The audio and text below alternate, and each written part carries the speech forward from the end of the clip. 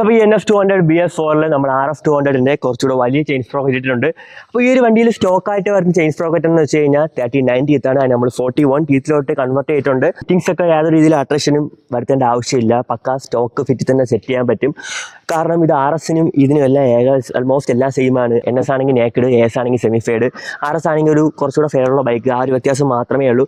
അപ്പോൾ ഇത് രണ്ട് രീതിക്ക് വണ്ടി സെറ്റ് ചെയ്യാൻ പറ്റും. ഇത് ചെയിൻ ലോക്ക് ഇല്ലാത്ത ടൈപ്പാണ്. അപ്പോൾ നോർമലിക്ക് സെറ്റ് ചെയ്യണമെങ്കിൽ ഈ ഒരു സിംഗാമൊക്കെ അഴിച്ചിട്ട് സെറ്റ് ചെയ്യണം. അപ്പോൾ കുറച്ചുകൂടെ ലേബർ ആവും. അല്ലാത്ത രീതിയിൽ ആ ഒരു ചെയിൻ്റെ ലോക്ക് നിങ്ങൾക്ക് പൊട്ടിച്ച് കഴിഞ്ഞാൽ വേറൊരു ചെയിൻ ലോക്ക് വാങ്ങിച്ചിട്ട് സെറ്റ് ചെയ്യാം. ഇതിലിപ്പോൾ അങ്ങനെയാണ് സെറ്റ് ചെയ്തേക്കുന്നത്. പക്ഷേ എൻ്റെ വണ്ടിയിലാണെങ്കിൽ ഞാൻ ചെയിൻ ലോക്ക് ഒന്ന് പൊട്ടിക്കാതെ സെറ്റ് ചെയ്തു. പക്ഷേ അതെനിക്ക് കുറച്ച് ലേബർ എക്സ്ട്രാ ആയിരുന്നു. ചെയിൻ ലോക്ക് ഇട്ട് സെറ്റ് ചെയ്ത് കഴിഞ്ഞാൽ ഇടയ്ക്കിടയ്ക്ക് എനിക്ക് ചെയിൻ ലോക്ക് കംപ്ലൈൻറ്റ് വരുമ്പോൾ മാറേണ്ട ഒരു അവസ്ഥയും കൂടെ വരും. പിന്നെ ഇതിൻ്റെ പ്രൈസിൽ വരുന്ന ഡിഫറൻസ് NS200 സ്റ്റോക്ക് സ്പ്രോക്കറ്റ് ആണെങ്കിൽ 1560 അത്രേ വരും. ഇതാണെങ്കിൽ ഒരു 2068 വരും. ഇപ്പോൾ ഇതിൽ റോളോൻ്റെ ചെയിൻ സ്പ്രോക്കറ്റാണ് ഇട്ടേക്കുന്നത്.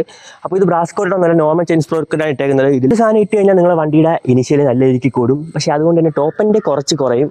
മൈലേജ് ഡിഫറൻസ് ഒക്കെ ഉണ്ടോ എന്ന് ചോദിച്ചു കഴിഞ്ഞാൽ ഞാൻ ഇതെൻ്റെ AF200 ഫിറ്റ് ചെയ്തായിരുന്നു. ആ സമയത്ത് മൈലേജ് ഡിഫറൻസ് ആയിട്ട് എനിക്ക് തോന്നിയില്ല. ഞാൻ ചെക്ക് ചെയ്തപ്പോൾ 26 മൈലേജ് കിട്ടിയതും 53 കിട്ടിയതും എല്ലാം ഈ ഒരു സെയിം സ്പ്രോക്കറ്റ് ഇട്ടതിന് ശേഷമാണ്. പിന്നെ ഇനിഷ്യൽ ഡിഫറൻസ് എന്ന് വെച്ചാൽ ഒരു 2-3 ദിവസത്തേക്ക് നിങ്ങൾക്ക് നല്ല രീതിക്ക് ഫീൽ ആവും. കാരണം കുറച്ചുകൂടെ നല്ല രീതിക്ക് വണ്ടി സ്മൂത്ത് ആവും. പിന്നെ നിങ്ങൾക്ക് എപ്പോഴും ഫ്രീക്വൻ്റ് ആയിട്ട് ഡൗൺ ഷിഫ്റ്റ് ഒന്നും ചെയ്യേണ്ട ആവശ്യം വരുന്നില്ല. നോർമൽ കൂളായിട്ട് ഓടിച്ചുകൊണ്ട് പോകാം. എനിക്ക് തോന്നുന്നു 5th ഗിയറിൽ ഒരു 47-48 വരെയൊക്കെ നിങ്ങൾക്ക് ഓടിച്ചുകൊണ്ട് പോകാം. പിന്നെ അവിടെ നിന്ന് കൈ കൊടുത്താലും കയറുന്നുണ്ട്. ആര് ഗൈസ്, ഇവന് 45 പോകും. എൻ്റെ വണ്ടിയിൽ ഒരു 47 ആകുമ്പോഴത്തേക്ക് ഞാൻ 5ാമത്തെ ഡൗൺ ചെയ്യും. മുമ്പാണെങ്കിൽ ഒരു 55 ആകുമ്പോൾ എനിക്ക് 5th ഗിയറിലോട്ട് ഇടണമായിരുന്നു. ഇത് സെറ്റ് ചെയ്യാൻ നേരത്തെ നമ്മൾ വർക്ക്ഷോപ്പിൽ പോയ സമയത്താണ് അവിടെ ഉള്ള ചേട്ടന്മാർ പറഞ്ഞത്. കാരണം അവിടെ വന്ന ഒരു വണ്ടിക്ക് ഇടാ ചുമ്മാ ഇരടാ ഇത് എങ്ങനെ പറഞ്ഞാൽ എനിക്ക് ചിരി വരുവേ.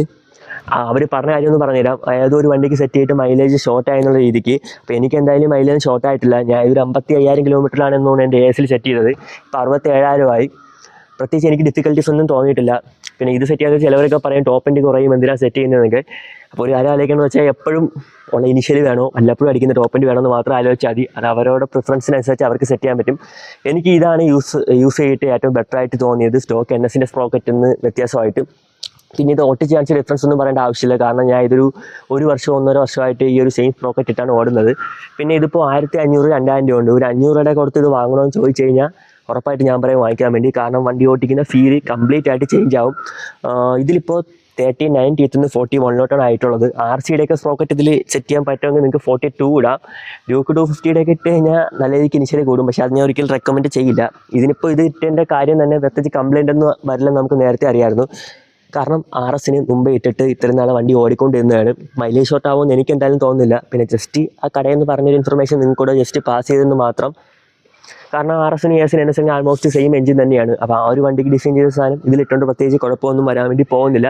സാധനം സെറ്റ് ചെയ്യുമ്പോഴത്തേക്ക് ഈ ബാക്കിലെ സ്പ്രോക്കറ്റ് കുറച്ച് വലുതാണ്. വേറൊരു ഇഷ്യൂ വരുന്നതെന്ന് വെച്ച് കഴിഞ്ഞാൽ ഈ ഒരു ചെയിൻ ടൈറ്റ് ചെയ്യുന്ന സാധനമുണ്ട്.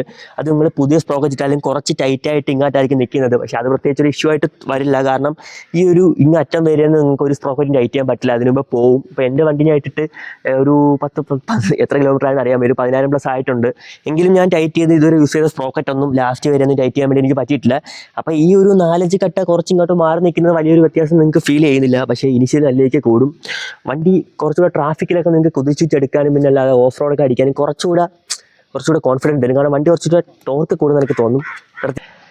അപ്പോൾ വീഡിയോ ഇഷ്ടപ്പെട്ടതാൽ തീർച്ചയായിട്ടും ഒന്ന് ലൈക്ക് അടിച്ചേക്ക്. അതേപോലെ ചാനൽ സബ്സ്ക്രൈബ് ചെയ്ത് വീഡിയോ ഉണ്ടെങ്കിൽ ഉറപ്പായിട്ടും ചാനൽ ഒന്ന് സബ്സ്ക്രൈബ് ചെയ്തേക്ക്. അപ്പോൾ ഒരുപാട് പറഞ്ഞ് ബോറൊന്നും അടുപ്പിക്കുന്നില്ല. പുതിയ വീഡിയോ കാണുന്നവരെ ബൈ.